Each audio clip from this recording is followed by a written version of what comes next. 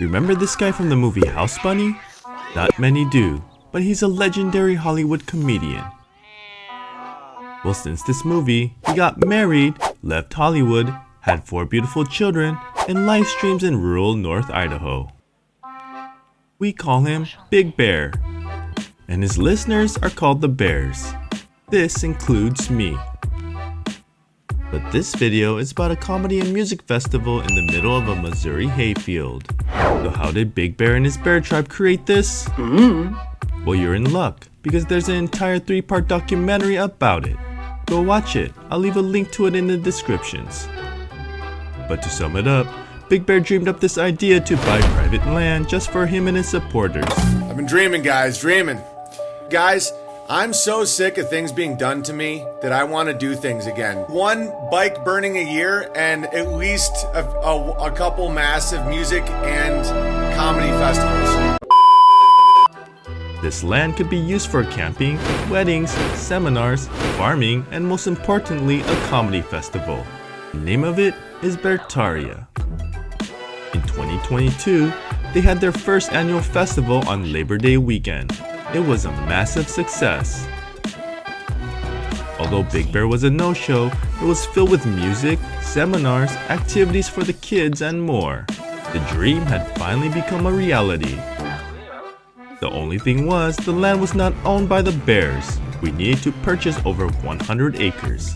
So Big Bear began crowdfunding to purchase portions of this land so we could secure it for generations to come. Hundreds of donors pitched in to buy the first 33 acres, and I'm one of them. The Bears were now gearing up for the 2nd annual festival, and guess what? This time, Big Bear was the headlining act. He could perform a comedy special without any practice. Probably the first time in history of stand-up comedy. Oh man! You see, comedians spend years working on their material. They test and fine-tune their jokes by practicing in front of a live audience. Then, when they have their set mastered, they'll release a comedy special, like the terrible ones you commonly see on Netflix. Barely makes me laugh. So the jokes Big Bear would tell will be performed for the very first time in the middle of a hayfield. Lucky for me, being a donor gave me admission to see history be made. During the last week of August 2023, I rented a car, stuffed my family in it, and drove over 1,600 miles. I told the rental guy I was just going to Vegas. You should have seen the look on his face when he saw the miles I put on his car. I split the trip up into several days. We got to see the Sphere at Vegas, explore the Colorado Aspens, got surrounded by zombies in Denver, checked out this cute farm in Kansas, and finally got to our destination in the Ozarks. Okay, we're finally here at the Ozarks, the Beartaria Festival. Unfortunately, they say we gotta keep the recording at a minimum, so I will probably only record some key moments with my family. The Ozarks, a rugged and picturesque region span across multiple US states including Missouri, Arkansas, and Oklahoma. Known for its dense forests, rolling hills, and scenic lakes, the Ozarks offer a diverse landscape that attracts outdoor enthusiasts seeking hiking, boating, and natural beauty. We first had to drive through a long, windy dirt road. This was definitely a super secret location. But luckily, they plastered signs to guide our path. Guys, so we're finally here at the Beartaria Festival. So I'm just gonna be taking pictures, maybe some videos, but they say no recording allowed. There were a few attendants to check us in and give us some cool wristbands. They told us to drive down to the campsite, set up our tent, and park the car back at the parking lot. To prepare for this trip, we bought a giant orange tent. I immediately got the boys to work. Yeah, set up all the sticks straight. One benefit of children, free labor. The tent is finally finished. We walked around the grounds to see what was going on. In the middle was the main stage. To the east were vendor stalls. They were selling food, healthcare products, clothing, toys, and more. Of course, I brought a wad of cash to support my fellow bears. and got my daughter some boba slime. There was a whole section east of the vendor stalls for children to play. I picked up a frisbee and threw it around with the boys. While our kids are doing frisbee, there's an epic battle going on in the background.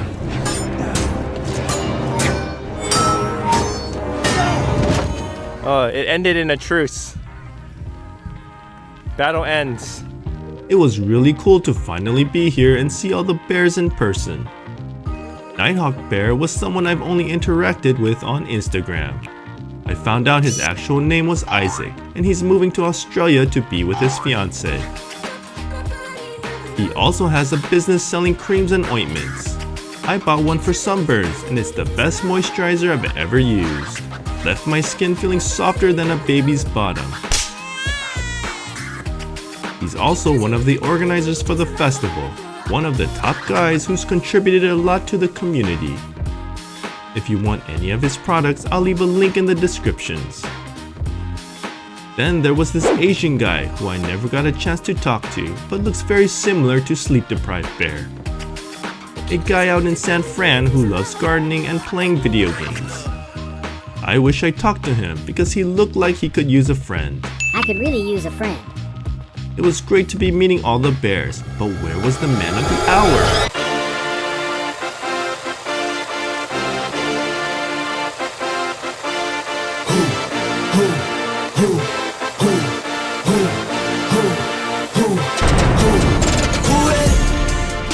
Big Bear. Well, it didn't take long for him to glide on by, riding a blue dino bike. Wait a minute, was that the same blue dino that haunted him since he was 9 years old? You see, Big Bear was the paper boy of the year, and he saved all his money to purchase a blue dino. He left it unattended one day, and the next thing you know, it was gone. He's been searching for that bike ever since. Big Bear suspected it may be someone of a darker complexion, but no one will ever know. So it came as a total shock to see him finally reunited with the love of his life.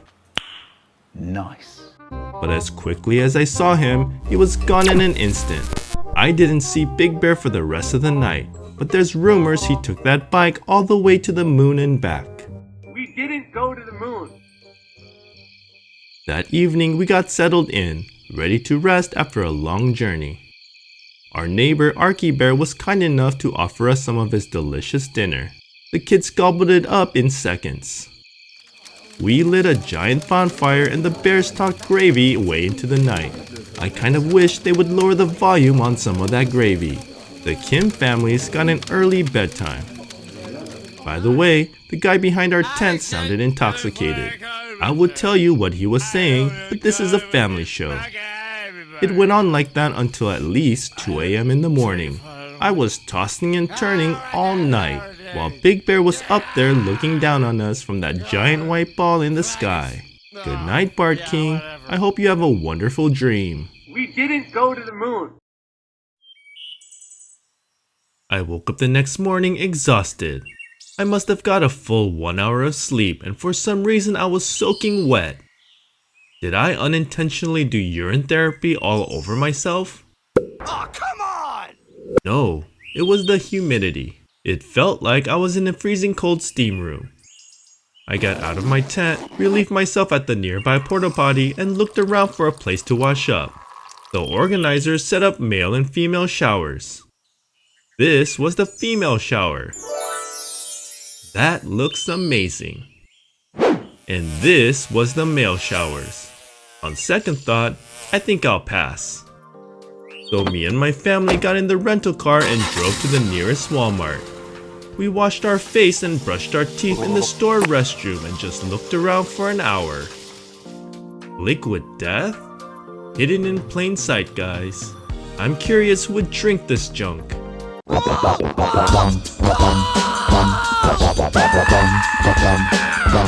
After the weather warmed up, we had breakfast and drove back to the festival.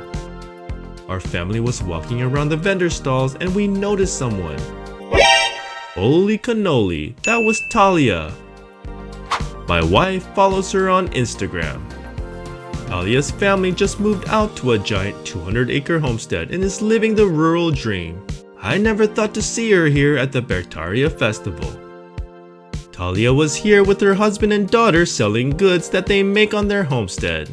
They said they got invited by one of the organizers. My wife's favorite is the tallow and the beet lipstick. She loves it because it's made from 100% natural ingredients.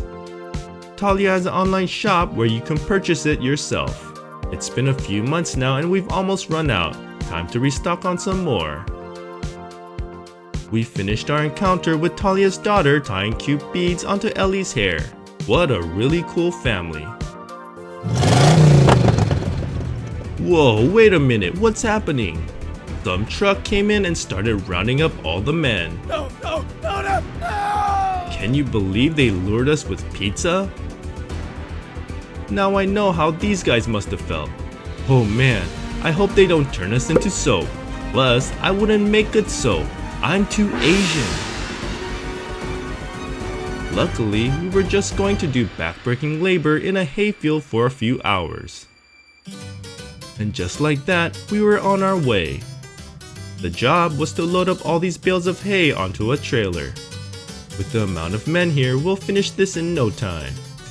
Right away, we already filled up one truck. While they were taking the stack to the barn, the men just stood around getting to know each other. I met a bear from Ohio, one that does cubing like my son, a bear from good old Riverside, California, and then this guy. They call him Jackobat. He's from Jersey and makes creepy videos about stuffed giraffes that whisper evil things in his ear. The interior of his room looks like a scene from a horror movie.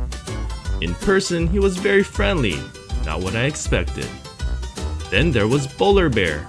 He's known for writing hilarious letters on Owen's live streams, and surprisingly, he was the fellow that reunited Owen with the blue dino.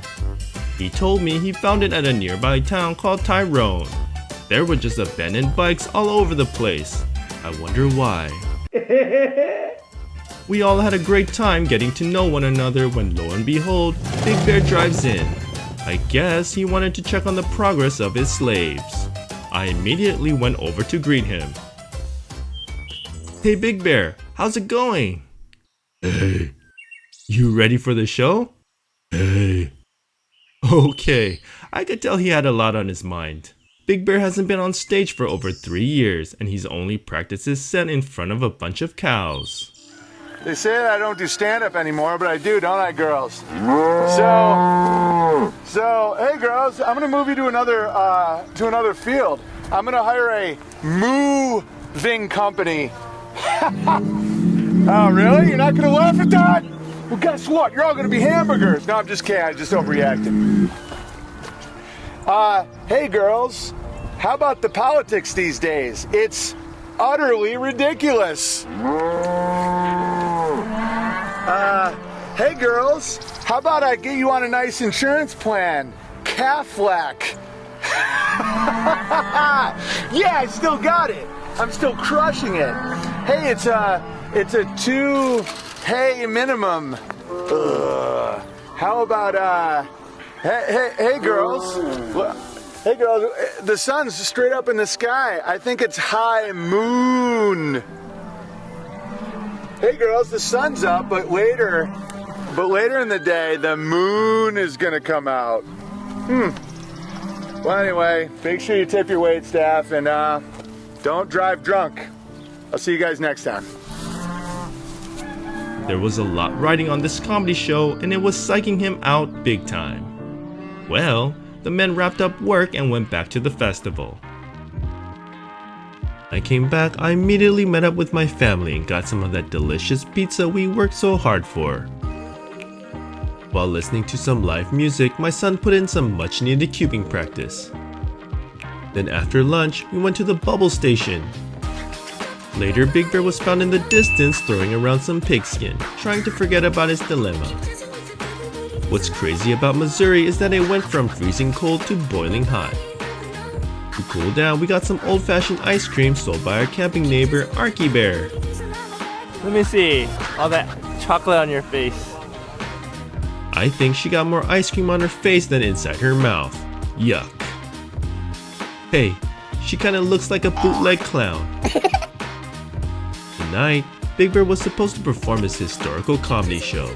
But right before that, Mr. Christopher Gardner gave a seminar about how to make biochar. Him and Owen became friends through live streaming, and he's been a reliable buddy ever since.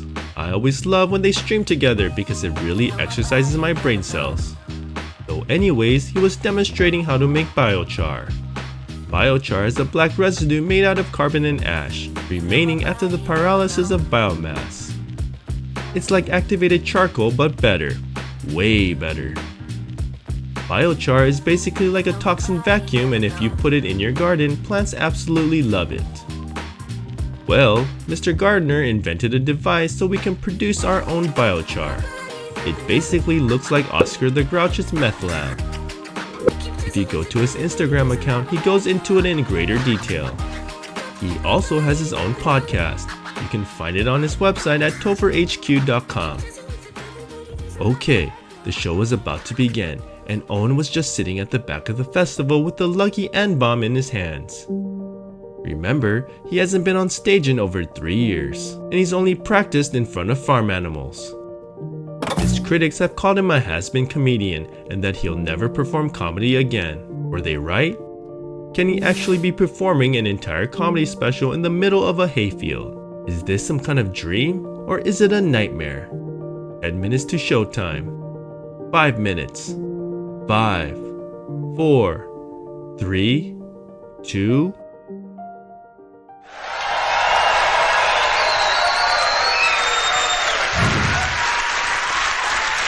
Dude, I was getting a little jammed up before the show. Like I normally don't. Like before shows, I never really get jammed up, but I was like literally getting jammed up. And then I stopped because I'm not. So I'm dialed in. People keep coming up to me and thanking me. All you guys keep thanking me. And I want to say this to all of you all at the same time. Thank you. I mean it. You have no idea what this means. Not just to me, but my family and my friends and comedy itself, because they say they can cancel people, but they can't. They can not let you in their theater or their club or their little parties. But as long as there's a tent and there's people and there's water, you know, and there's a little Coddington Bear with his little guitar, we can still do it. And we got to do it ourselves. And I think that's one thing that brought us all together, because a lot of people don't know what a bear is. Sorry, I'm losing my voice a little bit. I've just been crushing gravy with my mom. My 81-year-old mom is here. Yeah.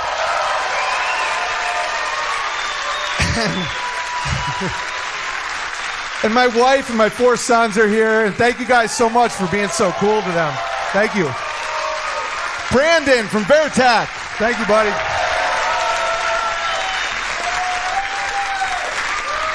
Dude, every time I see my mom, she's just drowning in gravy, dude.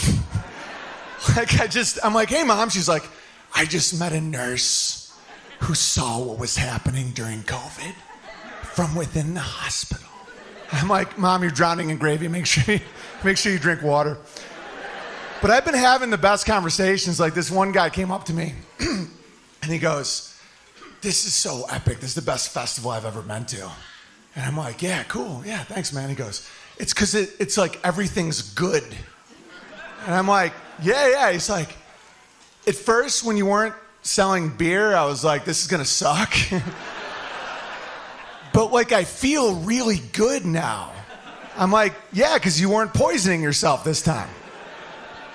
He's like, I had so much fun last night, and I remember all of it. Yeah. Yeah, it's from not poisoning yourself. Literally, it's that simple. He's like, I keep eating the food here, and I feel really good after. I'm like, yeah, it's not poisoned food. It's really easy when you see the pattern here. He's like, and everybody I meet is so nice and so warm and so interesting. I'm like, yeah, I hang out with cool people. He's like, you can do that? I'm like, yeah, the people that suck, you don't have to be around them. You can just ban them for life, you know?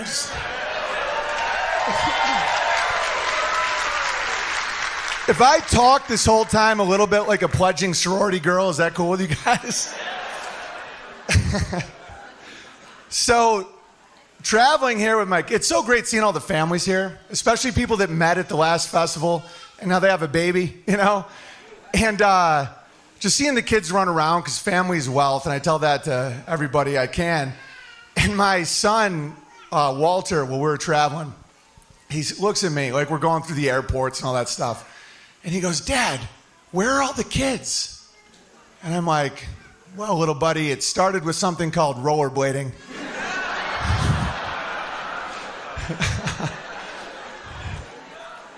And I understand why people think I'm crazy, you know? Like Coddington was talking about Joe Rogan saying I'm crazy, and I get it, because in the comedy world, I had status, and they were like, you know, you can get $1 million Netflix special if you just don't say these 3 words. And I'm like, I just nailed all the words immediately. And they're like, "Why are you doing that?" I'm like, "Because I'd rather perform in a hayfield for no money." Like, I swear to God.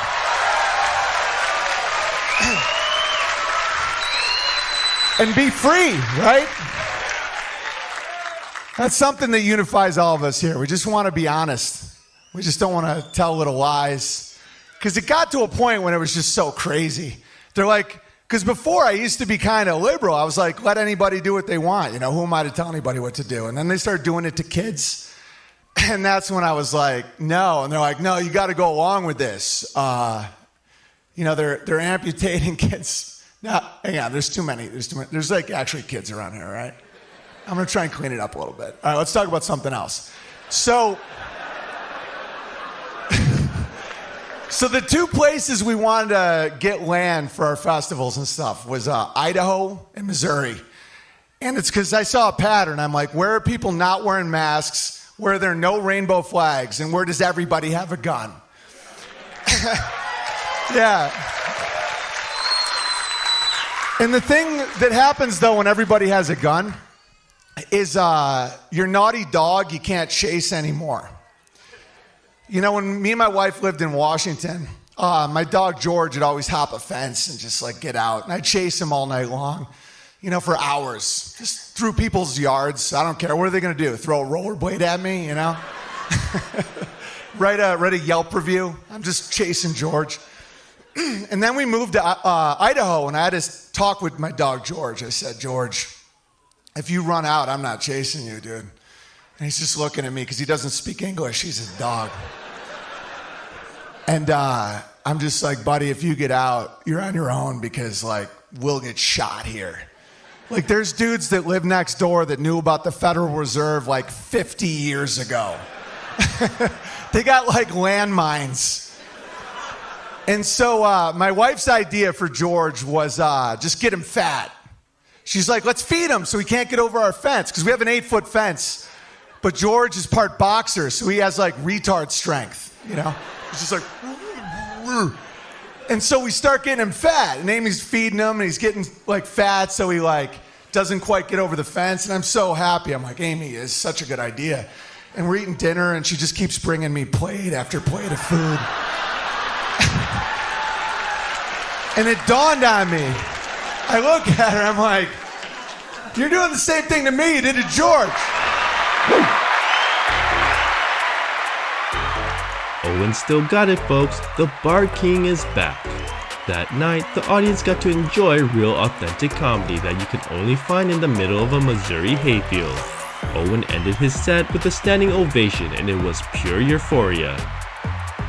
All the while, the kids were nearby playing with their glow sticks, putting on their own kind of performance. It all ended with an awesome rock show performed by Anchor Bear. In the tent that night, I popped in a mouthful of cherry-flavored melatonin. That wino won't get me to lose sleep tonight. I don't know, God, was just fucking everybody else. I don't take it for it. Oh man, not again. Yeah, whatever. I'm so tired. It's fine though. The awesome night yesterday was all worth it, but there was still one full day of festivities left. Today's agenda will include several speakers and a donors banquet. Unfortunately for us, I booked a hotel in Springfield, Missouri. If I spend one more night near that drunkard, I think I'm going to explode. So, I decided to start packing away our tent. We are finally packed away from our 3 days here at the festival.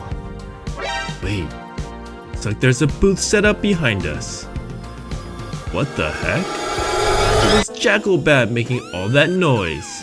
That Jersey Shore reject kept me up for 2 nights straight. And why is he selling Halloween bracelets? It's freaking Labor Day weekend, bro. I'm about to rip this tent apart. Okay, take a deep breath and count to 3.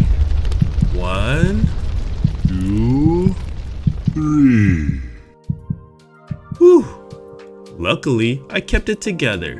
If I ever see Jackal-Bat at the next festival, I'll need to remember to move somewhere else. Last day of the festival. We spent the remainder of the day just relaxing at the main tent and socializing. I even caught Big Bear in a good mood and grabbed this photo. Such a cool guy. On this final day, I got to meet an Indian man who goes by the name of Ashram Bear. He told me he's a yoga instructor / comedian and has done a podcast with Sam Tripoli. Man, if he only knew what was in store for his people. Let's just say Big Bear went hard on the paint. My life, my rules, my style, my attitude. You love me or hate me, I don't care, but don't play with me.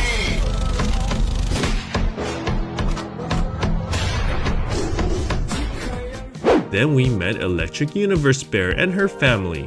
They were local to the state and this was their 2nd year attending the festival. We bonded on the fact that we were all Asian. It wasn't surprising because there weren't too many of us there. And my son finally broke out of his shell and made some friends. Wow, look at this beautiful field. And kids just playing frisbee. And one of them is Dylan. I was initially concerned about driving 1,600 miles, but now I know it was all worth it. After lunch, there were several guest speakers. I'm recalling all this from memory, but I think there was Hermie Bear, Bowler Bear, Mr. Christopher Garner, and a few others. I thank everyone for sharing their stories and wisdom. It was now mid-afternoon, which means it was time for the Kims to bid our farewell. I didn't get to mention all the amazing people I met that weekend, but it was great talking to everyone. And right before I left, I saw my lonely friend in the distance. Hey, I've been meaning to talk to you all festival. I could really use a friend.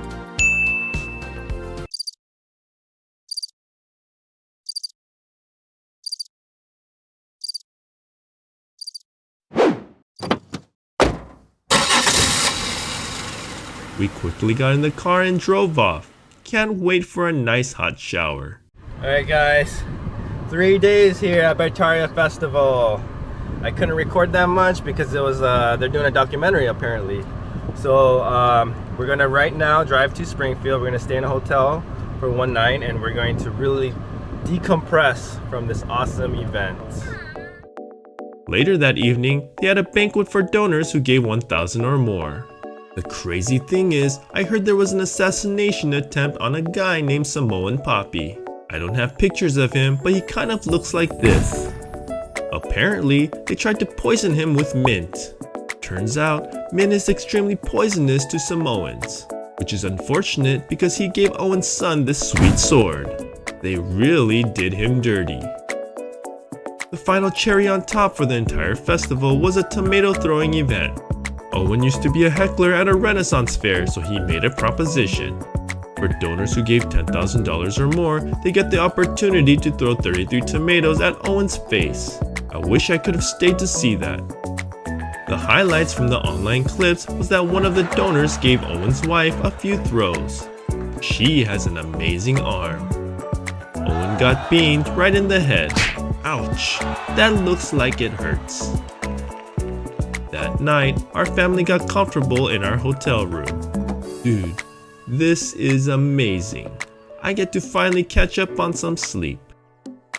Just like that, my eyes started getting heavy and I quietly enter into my sweet, sweet slumber.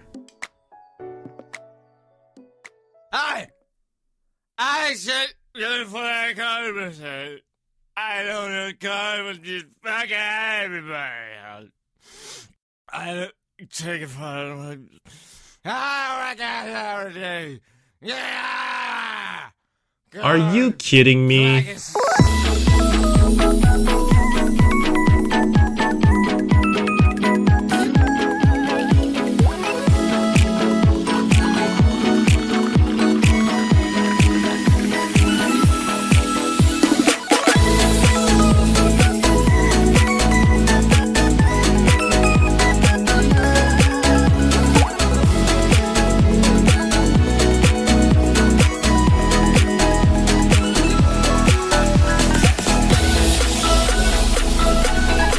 Thank you for watching. If you enjoyed these videos, here's some more suggestions. On this channel, I produce entertaining educational travel content, and if that's your thing, please consider subscribing. And with that, I'll see you on the next Pixix adventure.